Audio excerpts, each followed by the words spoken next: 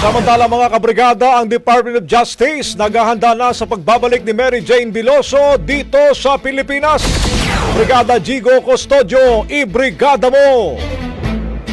Brigada Live Report. Naghahanda na ang Department of Justice sa pagbabalik bansa ni Mary Jane Veloso.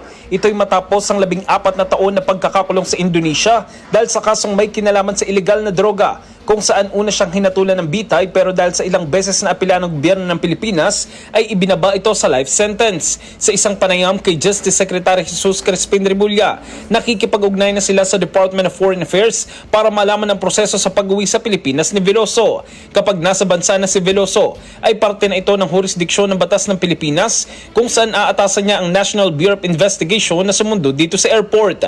Dagdag pa ni Remulla, kailangan pa rin ipatupad ang hatol kay Veloso kung saan idediretso siya sa Women's Correctional pero isa sa ilalim muna siya sa medical check-up. Sinabi pa ng kalihim na sa ngayon walang hinihinging kapalit ang bansang Indonesia sa pagpapauwi kay Veloso at ang DFA na ang bahalang makapag-usap sa Indonesia.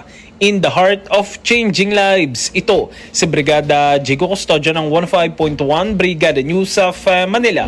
The Music News of our Rapido. Brigada Balita Nationwide.